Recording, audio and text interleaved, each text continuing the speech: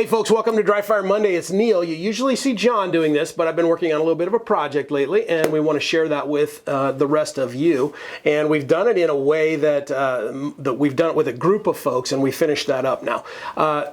The results have been interesting and have been really fun and exciting for us to see, and so exciting that I have a new subject that's going to join us for 6 weeks of Dry Fire, and hopefully you'll join us as well. The new Mantis X10 firearms performance system has all the goodness of the original, plus holster draw analysis and recoil analysis. It's a fantastic upgrade, and I recommend it highly. So this is Laura Correa. This is Mrs. Asp.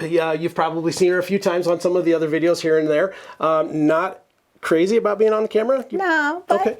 We already have a camera guy in our family. So Perfect. Each family just needs one, really. Right. So Laura, I know you're not typically a gun carrier. You don't spend a lot of time on the range and that kind of stuff. But can you tell us a little bit about your background and training and that, so people understand what level that Sure. you're at right now? So I actually just became comfortable with guns, I would say, in the past probably 10 years. And in that time, probably the last 3 of taking a class once a year, going to the range maybe once or twice a year, so not a lot, but really wanted to become more competent and more, I don't know, just to feel more comfortable with a gun, and this is a great way for me to do that so that I'm not carrying a gun all the time, but I'm getting proficient at what I need to know, how to do things, what to do, how to do it safely, how to do it accurately, without the pressure of, here's your loaded gun. Right. So. Right. That can be intimidating a little bit, right? Yeah. My first time on the range was very intimidating as well, and that's a funny story that some folks know, but it's intimidating, and I appreciate you doing that. So let me introduce the project a little bit. We're calling this the Dry Fire Project. Mantis is helping with this a lot, so we really thank those guys. So here's the process. We're going to go through 6 weeks of this, and then we're going to go shoot the FBI qualification. One of the things that John talks about a lot is that if you are a concealed carrier and a daily carrier of a gun, you should aspire to be able to pass something like this. It's a federal qualification that to carry a gun in the FBI, you've got to pass this. It's part of their regulations. There's a ton more that they have to do. Sure. Right. This is just one little piece of that, but it's a good test of what your skills and ability are with a gun, and it gives you some confidence as well. So there's been some conversations and some debates about whether or not the average person should be able to do this or could do this. I contend that the average person can, and I might have some photo and video evidence that that's possible through Dry Fire alone. And so there's some more videos that are going to be coming out with some of our others that went through this as well, not to this degree, but really where I want to go with this is at the end of this 6 weeks, Laura and I meet on the range somewhere, and she's going to go shoot that FBI qual, and she's going to pass. Which is crazy to me, because you're saying I'm not firing a live gun until I get to the qual. Correct. Right. Yeah. Which is a crazy concept. It is. Thanks to Mantis that we can do this. But yeah, and at the end of the day, do you need a Mantis to do this? Probably not. But the thing is, for the average bear out there, the Mantis is a tool that helps you track your numbers and you see results. Yeah. If you're a master class shooter, you can already pass the FBI qual and you probably don't need this, and you understand all of the Dry Fire nuances that are already there. The Mantis gives us so many different ways to track that. Right. And the fun part of it for me is that we've got the group setting, so we can see where you're at. I can give you some tips here and there.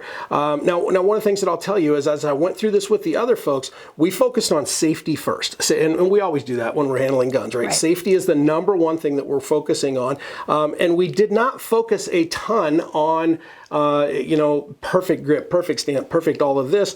We talked a little bit about that when we saw something that was egregious, but at the end of the day, we're doing this to prove to folks that the average Joe at home can go through this kind of a program and pass this. They don't need to go out and spend thousands of dollars to get trained. Right? Right. So we're going to give you're going to get a little bit more than they did, probably, just because of the nature of this video series.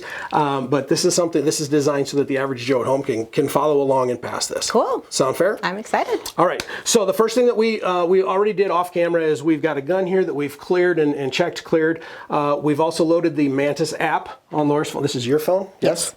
Okay. So we've got the Mantis app on Laura's phone.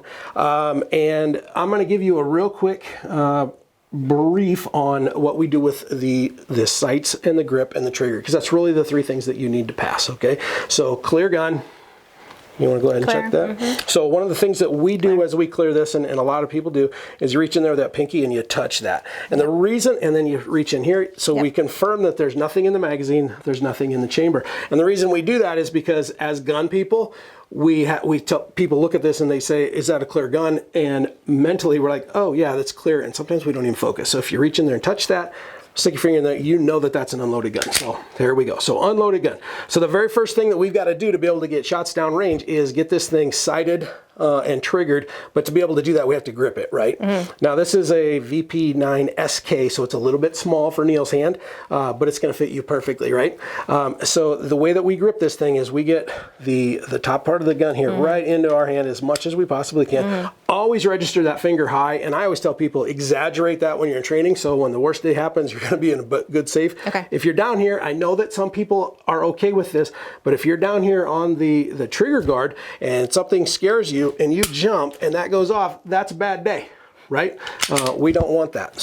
Right. So as we grip, we get a good grip there.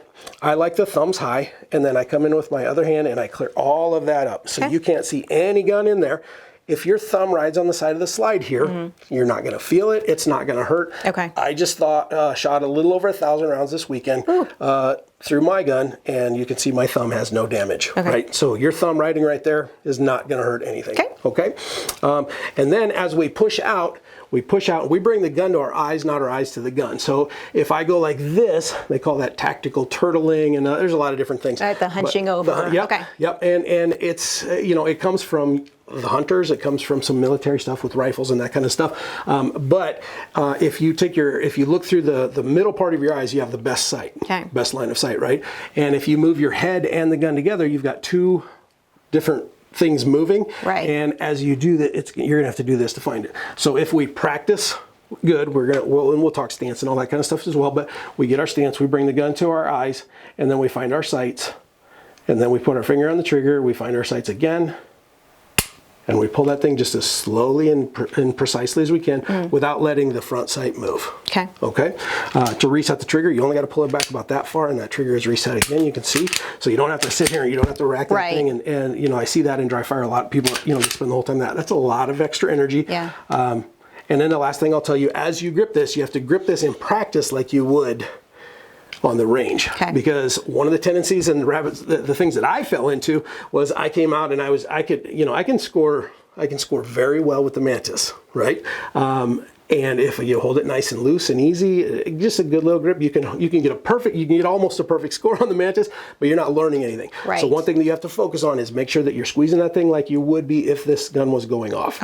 At the end of one of these, your hands should be a little tired. Now you shouldn't be hurting, and I don't want you to injure yourself, but I don't want you just to squeeze this thing. I want you. This is the practice part of it. So get out there and squeeze it like you mean it. Got it. Okay. Do you have any questions before we get started with the first step of the project? Nope. All right, so I'm going to go ahead and give you that. Perfect, thank you. And I will check again just to get used to it. Is he clear? Yep, you are clear. Okay, good. Now, this is the Mantis X3 that we're using. The way that this thing goes on here, you see there's a little clip here. And that is going to go right over the end of your muzzle, or the rail down here. And it clips in. Now on the app itself, it's going to tell you to connect, and sometimes the app will tell you to set the gun down, so you'll put it on the table and let it connect. It takes about 3 seconds. Not really a big deal, but just understand that's part of the process. Okay. So now with that, I'm going to have you just go ahead and press out once, and let's check your grip and all of that. Okay. All right. So go ahead and squeeze the trigger once to get a feel for that. There you go. Did you see the front sight move at all much? No. Not much? Yeah, that's very good. That's a good, you've got a good grip there. So go ahead and reset your trigger. Okay, so we're gonna start the project off with a Mantis benchmark. That is really, it's gonna be your best 10 trigger pulls, and it's gonna set the line of where you are as you start. Now, as we go through this project, you're gonna run a benchmark every Monday and every Friday, so you're gonna see as you go through these things where you improve. And then the next thing, the first thing or the last thing I'll say before we start shooting is at home, make sure that you have a safe direction that you can shoot at. Having run this project a little bit, sometimes people have accidents, and sometimes people don't clear guns the way that we clear guns, and sometimes people have holes in their house. We've got about 1,300 people in our dry fire group on Facebook, and I know of 6. Wow. So it happens. Okay. Don't be that guy. Nobody wants to be that guy. And so find a safe place, a safe direction that you can aim. Best bet is a brick wall. Second best is a bookshelf. A bookshelf full of books, a 9mm is not going to go through there if the worst day happens. But we talk about in the project, some of the conversations that we'll have about this is going to be setting up some people call it their dry fire dojo. And so you set up your dry fire dojo where you can aim in a safe direction. Sure. But you also never take ammo in there. Some people use things like a barrel block, special mags. Okay. You know, the nice thing with the VP series, you can put the VP 40 mags into these that won't hold 9mm ammo. So you can set up, you know, different Things- redundancies of safety Right. to make sure that this is safe in your house. Okay. You know, if somebody is in an apartment doing this, a bookshelf is a must. Okay, make sure you've got someplace safe and everything is redundant. This is still a gun. This will still kill someone. No amount of I'm sorry will take that back. Yeah. Okay, so the safety is the number one thing, and that's why that's really what we focused on as we were doing this. Okay, cool. Okay, so with all of that said, we've got a target over here on the wall that Laura is going to aim at. We're going to do a benchmark. And the way the benchmark starts is we hit the start button, and you rack that slide. I think I did. There you go. And you're going to aim out nice and easy, and you're going to pull the trigger nice and soft straight back towards you. Okay, now, perfect. Now, one thing I'll say, to be really careful in the benchmark, now the Mantis, it's a tool, it's a machine, right? And it's set to feel movement as the gun moves around, right? So the way that you reset that trigger without giving yourself a score is angle the muzzle down just a little bit as you reset it, and that tells the machine that you're in the middle of a reset, okay? Okay. So what will happen is sometimes folks will hold out there, they'll shoot, and then they'll rack the trigger, and it'll give them 2 scores. Okay, so that's just a secret for everybody at home. Point So that it's thing not out. necessarily pulling the trigger is the only thing. Right, that will it's do it. feeling for vibration is what it's doing. Okay, so it may okay. give you an incorrect reading. Make Okay. sense? Yep. Okay, so go ahead with shot number 2. Number 1 was, wow. What's that? And I'm going speed-wise or just, That's about right. 5-6 seconds in between is fine. what if it takes longer than that? Longer than that is completely okay. Sometimes when I do it and I'm really trying to get a good score and I'm really focusing on my grip, my sights, and my trigger, I'll give it 10, 12 seconds in between. Sometimes I'll take a break if I'm getting a little fatigued as well. Right. There you go. I feel like my thumbs are in weird spots. Thumbs look great.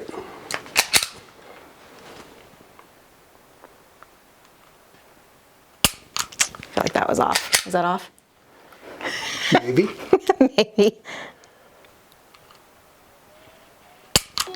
There you go. There is your first 10 shots. An average score of 89.2. Ah! 90% is an A though, Neil. Well, I know, but we'll get you there. So go ahead and lock that back and set that down, and we'll talk about a couple of things. See, this is where I have a hard time. Here we go. I got it. There you go. Okay, so an 89.2 is a pretty darn good score. What we're going to do here, I got a picture of that, I think, for the grams, right? Okay. So here's your scores. Now, the way that this thing worked out is your first shot was a 92, 85, 94, 90, 83.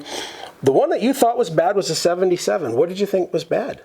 What did you notice? I felt like my hand trembled just a little bit before I pulled the trigger.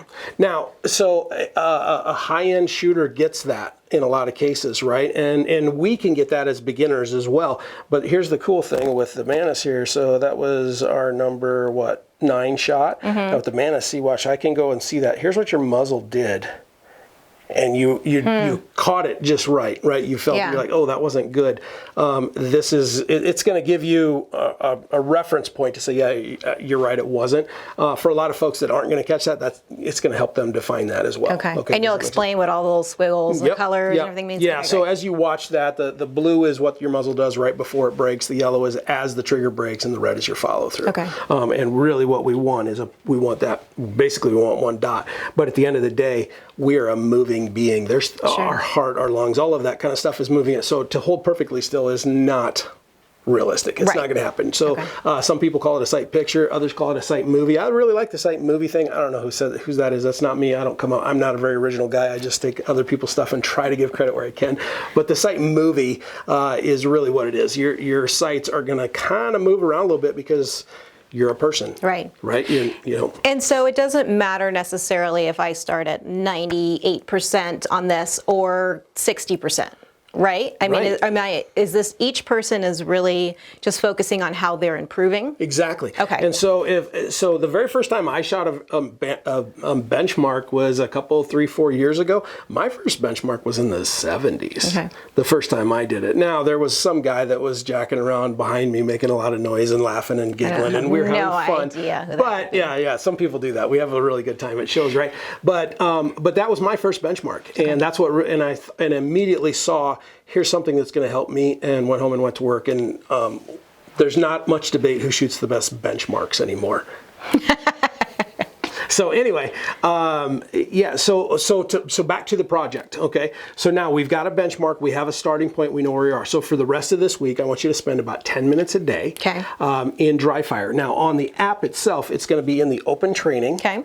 The very top one, and for the first 2 weeks, all we do is open training. Okay. Now, what all this is, and the thing with open training is you can go delete shots and all that kind of stuff. You're doing nobody any favors. Okay. But if you just happen to accidentally rack it with the muzzle up, and you can delete those. Okay. But I don't really care about that score. I care about the practice. Okay. So for 10 minutes, you're just going to push this thing out, pull the trigger, come back, push it out, pull the trigger. Come back, find your sight picture, make sure you're thinking about your grip and all of the good spots, and your hands are in the right spot, you got a good squeeze.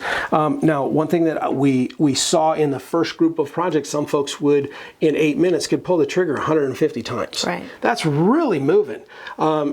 We're trying to develop good, some people call it memory or muscle memory, all of that kind of stuff. But we're really trying to get a good habit of getting a good press out there. It's not about the quantity, it's about the quality in this scenario. More consistency than anything else? Okay. And the other thing is, if you're pulling the trigger 150 times a day, you're going to get bored, you're going to hurt yourself, something's going to hurt. I have a little bit of an issue in my elbow from my dry fire work as well, because I pushed it a little too hard myself. But so you said 8 to 10 minutes? Yeah, 8 to 10 minutes, and it should be probably between 60 and 100 trigger pulls. Okay.